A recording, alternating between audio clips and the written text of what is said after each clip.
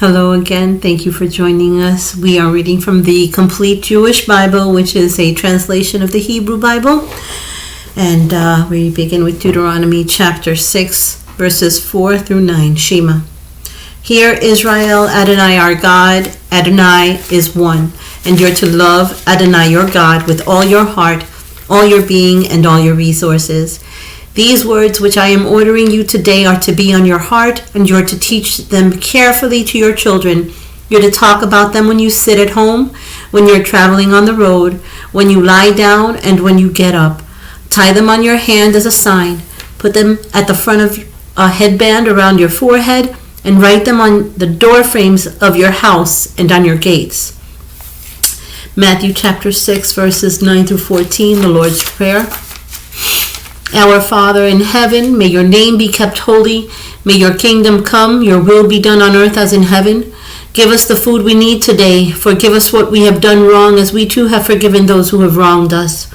And do not lead us into hard testing, but keep us safe from the evil one. For kingship, power, and glory are yours forever. Amen. So we're on Genesis chapter 39. Joseph was brought down to Egypt, and Potiphar, an officer of Pharaoh's and captain of the guard, an Egyptian, brought him from the Ishmaelim who had brought him here. Adonai was with Joseph, and he became wealthy while he was in the household of his master, the Egyptian. His master saw how Adonai was with him, that Adonai prospered everything he did. Joseph pleased him as he served him, and his master appointed him manager of his household. He entrusted all his possessions to Joseph. From the time he appointed him manager of his household and all his possessions, Adonai blessed the Egyptian's household for Joseph's sake. Adonai's blessing was on all he owned, whether in the house or in the field. So he left all his possessions in Joseph's care, and because he had him, he paid no attention to his affairs, except for the food he ate. Now Joseph was well built and handsome as well. In time, the day came when his master's wife took a look at Joseph and said, "Sleep with me." But Joseph refused, saying to his master's wife, "Look, because my master has me, he does not know what is going on in this house. He has put all his possessions in my charge. In this house I am his equal. He has not withheld anything from me except yourself, because you are his wife. How then could I do such a wicked thing and sin against God?" But she kept pressing him day after day. Nevertheless, he did not listen to her. He refused to sleep with her or even be with her.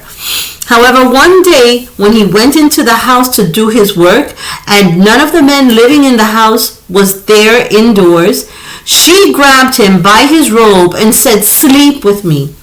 But he fled, leaving his robe in her hand, and got himself outside. When he saw that he had left his robe in her hand and had escaped, she called the men of her house and said to them, "Look at this.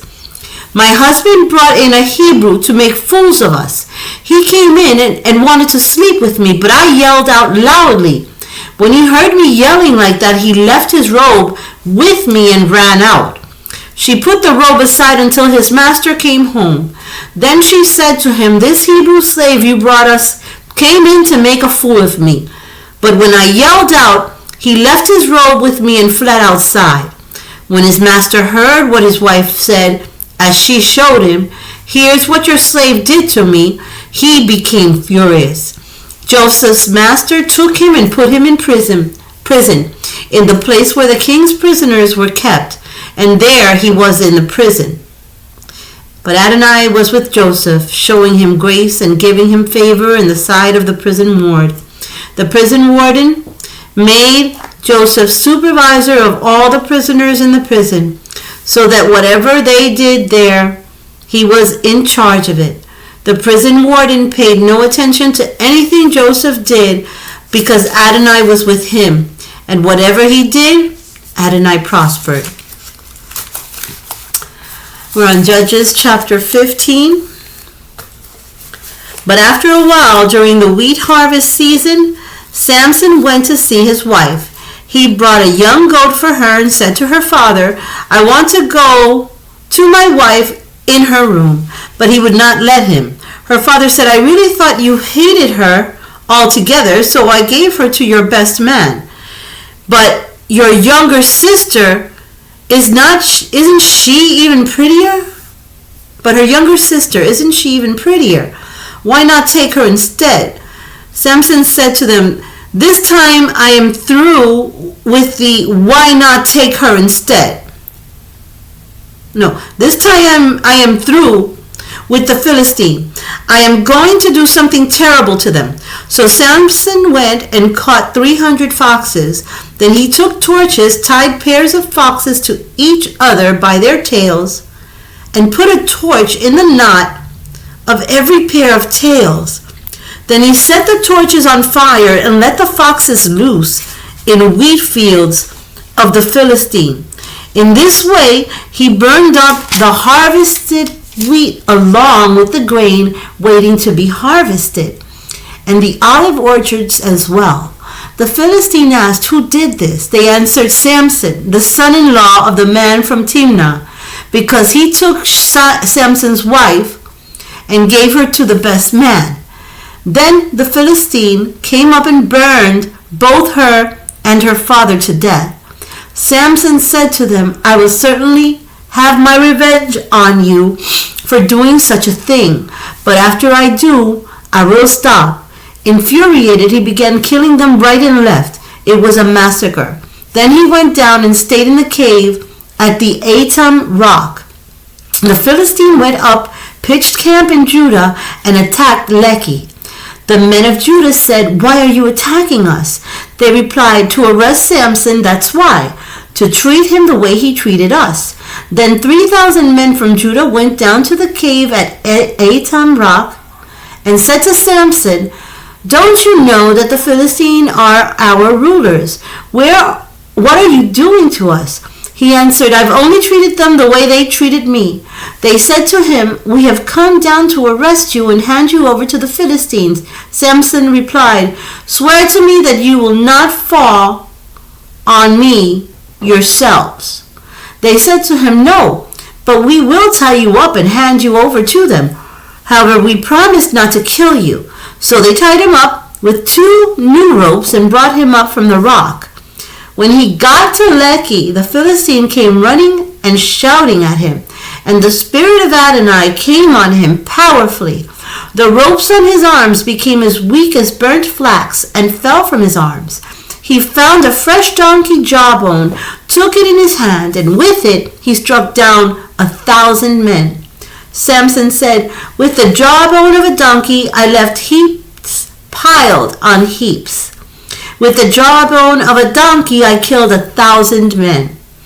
After he finished speaking, he threw the jawbone away, and the place came to be called Ramat Lehi, Jawbone Heights. Then he felt very thirsty, so he called on Adonai, saying, "You accomplished this great rescue through your servant, but I am now to die from thirst and fall into the hands of the uncircumcised." Then God made a gash in the crater of Lehi, and water came out. When he had drunk, his spirit came back and he was revived. This is why the place was called Ein HaKoreh, the spring of him who called, and it is there in Lehi until now. He judged Israel in the period of the Philistine for 20 years. And now we're going to Psalms chapter 37.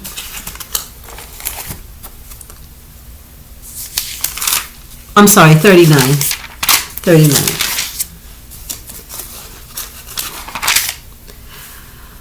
For the leader said in the style of Jeduthun, this is a Psalm of David.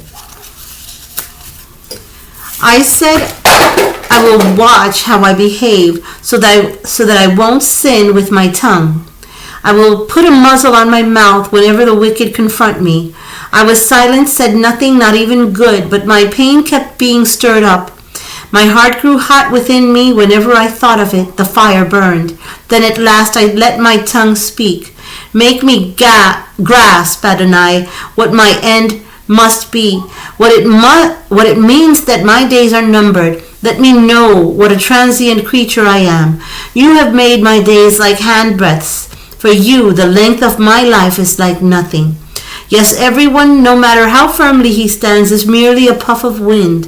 Humans go about like shadows. Their turmoil is all for nothing. They accumulate wealth, not knowing who will enjoy its benefits.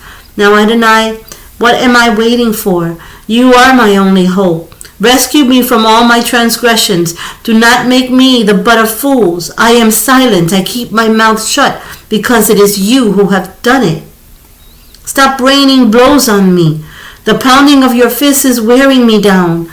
With rebukes you discipline people for their guilt. Like a moth you destroy what makes them attractive. Yes, everyone is merely a puff of wind. Hear my prayer, Adonai. Listen to my cry. Do not be deaf to my weeping, for with you I am just a traveler passing through, like all my ancestors. Turn your gaze from me so I can smile again before I depart and cease to exist. And now Mark chapter 11.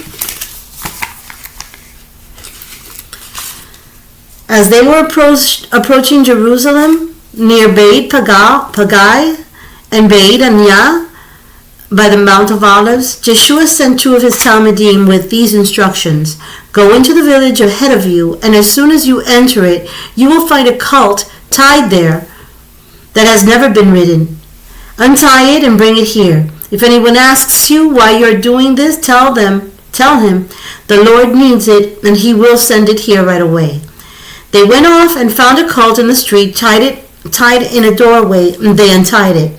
The bystanders said to them, What are you doing, untying that colt? They gave the answer Joshua had told them to give, and they let them continue. They brought the colt to Joshua and threw their robes on it, and he sat on it.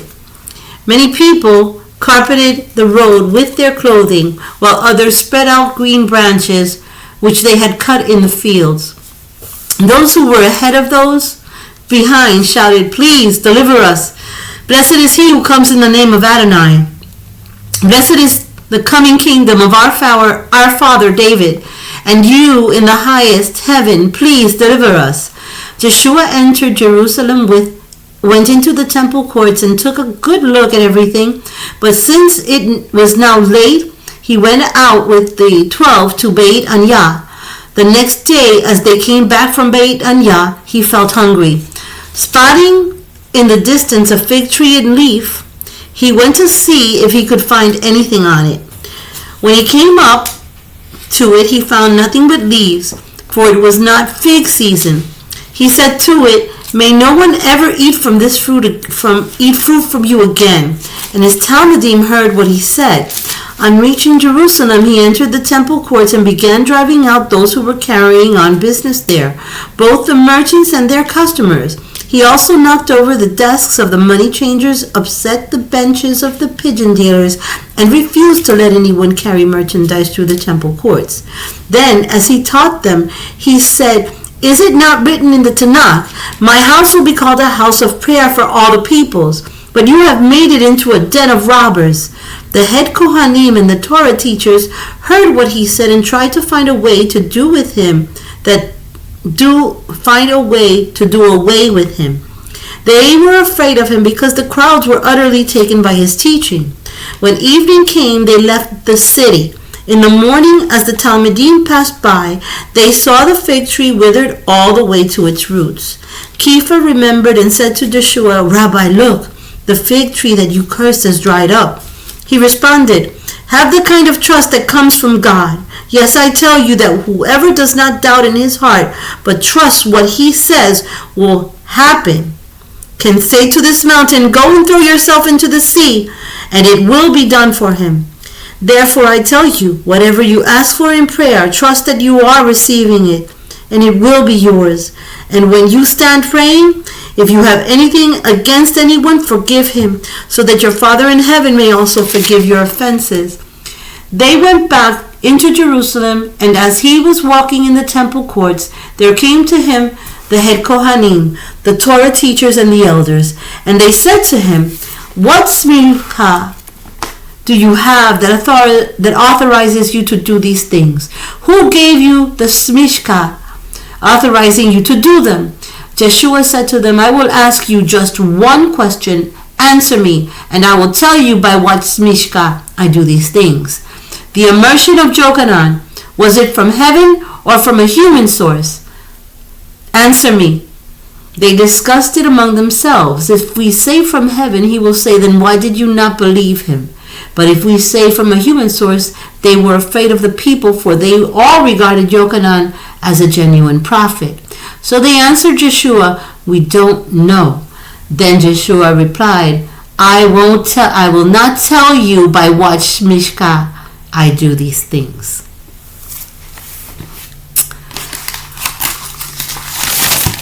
Numbers chapter 6, verses 24 through 26. May Adonai bless you and keep you. May Adonai make his face shine on you and show you his favor. May Adonai lift up his face toward you and give you his shalom. Thank you so much again for joining us. Until next time, shalom.